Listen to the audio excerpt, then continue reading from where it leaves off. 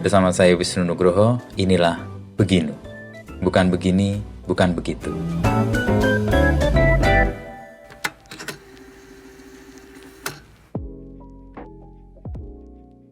Halo pendengar setia Beginu. Selamat datang di episode terbaru persembahan Kompas.com dan Media Podcast Network. Tapi sebelum mendengarkan sesi episode kali ini, jangan lupa follow dan beri rating terbaikmu untuk podcast Beginu di Spotify, serta nyalakan notifikasinya ya, supaya kamu bisa terinfo setiap ada episode terbaru. Follow juga Instagram dan TikTok kami di @medio_by_kg_media. Di episode ini, kita akan menyelami kisah Mbah Pram, tokoh masyarakat di sedulur Samin. Bincang-bincang Wisnu Nugroho dengan Mbah Pram mendalami khasanah tentang sedulur Samin. Perjalanan sejarah dari masa penjajahan hingga sempat dianggap berbahaya pada masa 65. Perjalanan Mbah Pram untuk menjadikan sedulur Samin hadir di dalam peta kebudayaan Indonesia. Yuk, langsung saja kita dengarkan lebih lanjut.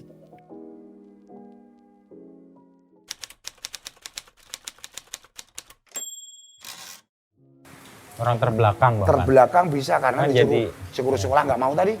Buat ledekan juga kan di Iya, banyak buat ledekan. budaya itu. Oh, Samin ini gitu. Kayak saya ini kan dulu hanya SD kelas 4. Hmm. Tapi kementerian punya acara apa?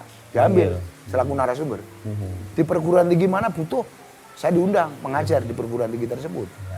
Gitu. Saya Kesalahpahaman orang terhadap Samin yang nggak bisa diluruskan itu karena apa? Orang mudah dengar gosip, dengar sesuatu yang nggak dia bisa buktikan dan ditelan begitu aja, atau nggak paham bahwa Samin itu sebenarnya perlawanan. Begini, sebetulnya pada waktu Belanda pergi tadi, oleh Bung Karno, kesepakatan para pakar-pakar negara, Bung Karno mempunyai kesisipan seorang proklamator. Lah, saat itu kan Mbah Samin mau diangkat seorang pahlawan. Oke. Tapi di dalam pembicaraan itu kan harus ada kerjasama. Nah sekarang yo presiden dengan DPR MPR RI. Sepakatan lah. Gitu. Karena dulu kepala negara itu misalnya presiden yo dengan konstituante. Nah pada waktu itu yang menjabat konstituante saudara kita sendiri. Kan orang yang nggak tahu, nggak tahu persis Mbah Samin itu siapa, kinerjanya bagaimana, kontribusinya terhadap Perlawanannya negara apa? nggak tahu dia. Ya monggo, akhirnya ya nggak apa-apa. Bahkan mungkin saja dia mau itu karena sudah pernah mendengar berita hoax tadi yang dibicarakan para antek-anteknya Belanda tadi. Gitu. Kalau menghadapi persepsi orang terhadap Samin yang mungkin sampai sekarang masih seperti itu, Mbah Pram sendiri bagaimana merasanya? Oh nggak apa-apa Mas. Karena gini, pola tahu seseorang beda. Pola dengar seseorang beda. Pola pikir seseorang pun juga beda. Contoh, yang pola pikirnya kurang, ada sesuatu sedikit tak demo sukanya, ya kan? Sampai macetnya kendaraan, sampai menghebohkan polisi dan Nggak mikir. Iya, karena pola pikirnya berkurang. Nah, yang lainnya pola taunya nggak penuh. lengkap itu karena ditanya Pancasila aja nggak dong kok. Kok dibilang Indonesia itu karena apa yo? Apalagi malah nggak tahu. Nah, pola dengar yang kurang tadi. Jadi ada pitutur-pitutur luhur itu dia nggak pernah mendengarkan. Nggak mempelajari. Nggak melajari karena pendengarannya kurang tadi. Nah itu biasanya yang dilakukan adalah aji mumpung. Oke. Mumpung saya hidup, mumpung saya ada kesempatan inilah kita Dimanfaatkan. gunakan. Sampai ditangkap oleh OTT tadi. Kan gitu. KPK. Iya. Ya, ya. Gitu. Nah di belakang tadi saya lihat ada kampung literasi, itu maksudnya apa? Kan kalau lihat dari sejarahnya kan Samin juga nggak sekolah, nggak mengikuti apa yang ditentukan pemerintah, tapi malah jadi percontohan literasi. Itu bisa dijelaskan, Begini Mas. Namanya literasi, kampung yang dihuni seseorang yang seseorang itu putra-putrinya mempunyai kegiatan yang aktif. Di antaranya yang lakinya sebagai petani juga menanam tanaman pangan hortikultura, ada perkebunan sedikit, ada peternakan, ada perikanan. Ya, yang ibu-ibu ini punya kegiatan yang namanya pertama untuk membersihkan lingkungan, kedua batik, yang ketiga ada membuat sablon, bunga-bunga dari plastik-plastik sampah-sampah itu karya warga sini sendiri. Dibilang orang itu berliterasi terhadap kampung tersebut. Gitu. Makanya walaupun batiknya orang bodoh karena tidak orang sekolah tadi, kebanyakan kan gini Mas. Kalau kita sudah lulus SD, SMP, SMA, itu dibilang pendidikan. Belum tentu. Ya, ya. Itu pendidikan formal yang dibilang 5 kali 5, 25 itu. Contoh aja kita ceritakan. Kemendikbud menyelenggarakan gerakan Indonesia Membaca dan gerakan Indonesia Menulis. Ya. Kalau kita hanya membaca A sampai Z, anak kecil itu dibilangi 5 hari bisa. Di drill gitu ya, Iya. 5 hari. Oke. A sampai Z 5 hari bisa.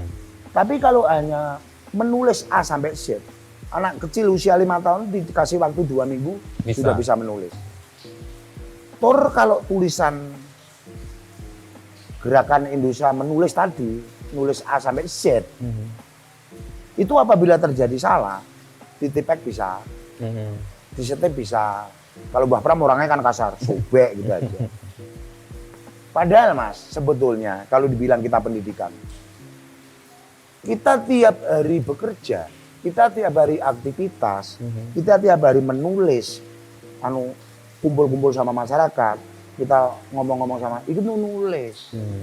Lah, yang sulit itu Mas, pertanyaan saya, bagaimana nyetipnya, nipeknya, nyobeknya, apabila terjadi tulisan bekerja, tulisan aktivitas, tulisan ngomong-ngomong, atau tulisan kumpul-kumpul. Itu dalam laku hidup kan? Iya, tetap melibatkan kepolisian, selaku penegak hukum di sektor keamanan, tetap melibatkan kejaksaan, karena selaku penuntut hukum, tetap melibatkan hakim, karena selaku pemones hukum. Makanya, saya pernah di Bali, di situ Kemendikbud pernah mempunyai acara mengumpulkan para dosen rektor se-Indonesia bagian timur. Acara itu diselenggarakan di Bali. Tema pendidikan yang ngomong saya.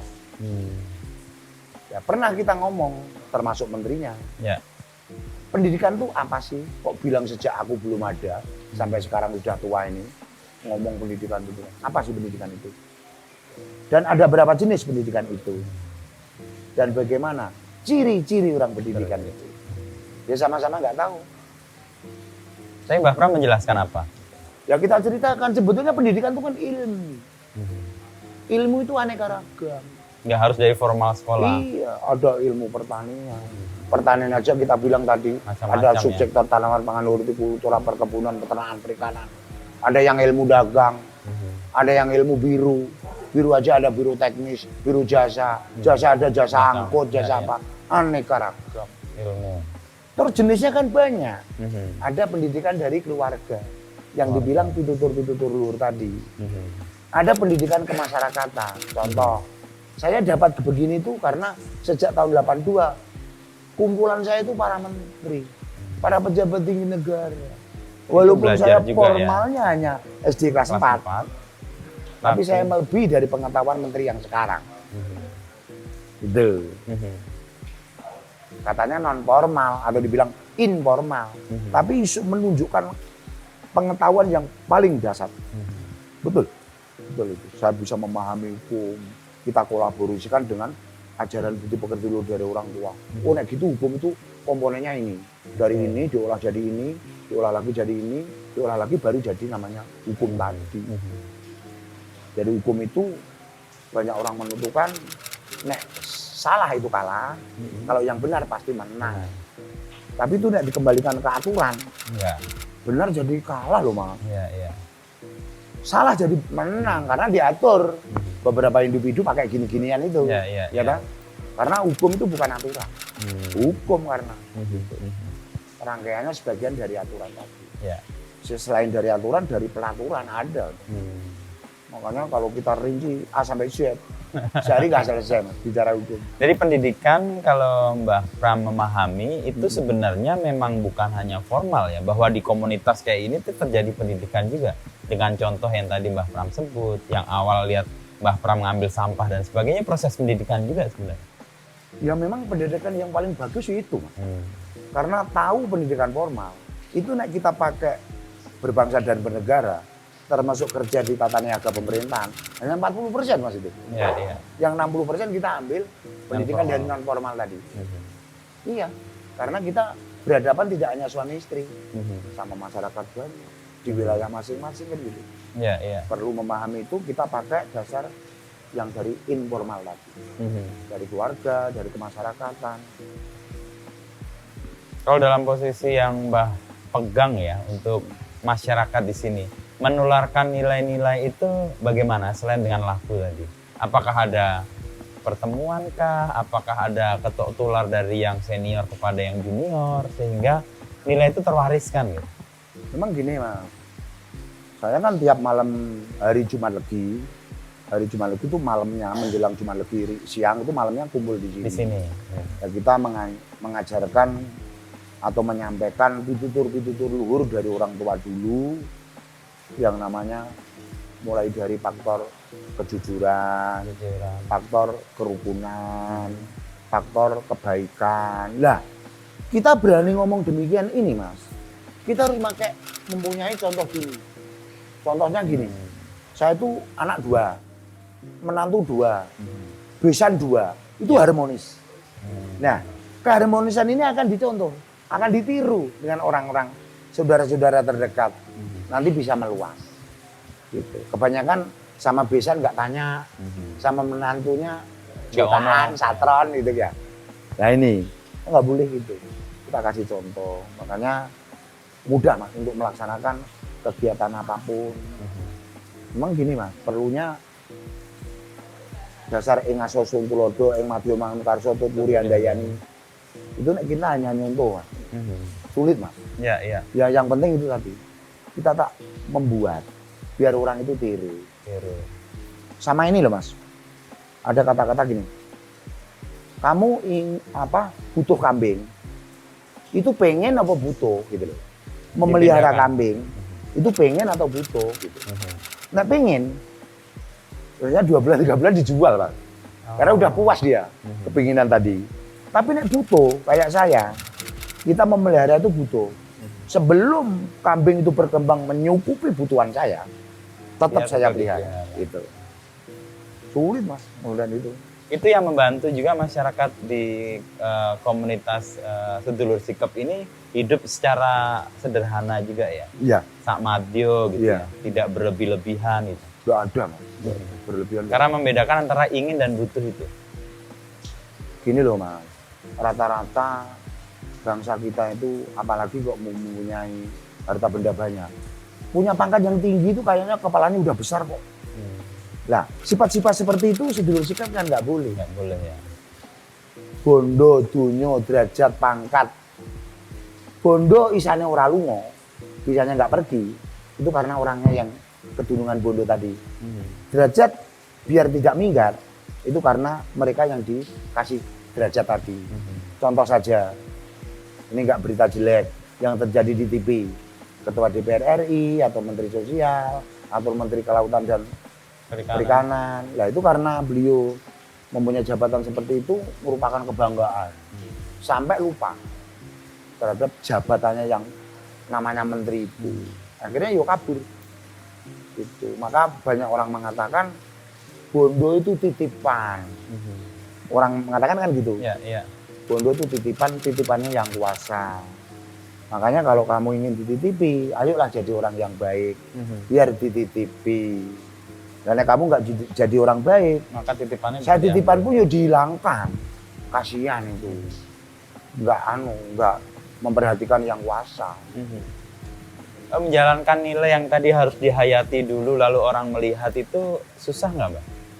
Kayak tadi soal harmonis gitu kan. Susah Mas Punya awalnya. dua. Ya itu Dia gimana? bilangnya gini loh, Mbah Pram mau neko-neko itu loh. Kok ada, wong ada plastik aja kok diambil. Nah saya jawab, biar nggak kotor gitu. Oh iya ya Mbak. Akhirnya mengikuti. Kadang anak kecil jalan, ada plastik diambil. Tak bilang cukup dong diambil. Saya kasih 5.000. Seneng dia. Seneng dia. Jadi nanti kalau dapat plastik banyak itu laporan sama saya. Sudah Mbah, ngumpulin. aku untuk plastik sak mene ya nyoh. Engko butuhku es ya. Nanti nuwun. Terima kasih telah mendengarkan podcast Beginu. Nantikan obrolan Wisnu Nugroho bersama narasumber inspiratif lainnya. Oh iya, jangan lupa juga untuk follow dan nyalakan notifikasi podcast Beginu agar tidak ketinggalan episode selanjutnya. Saya Dava Wahyu dan segenap tim Media Podcast Network pamit undur diri.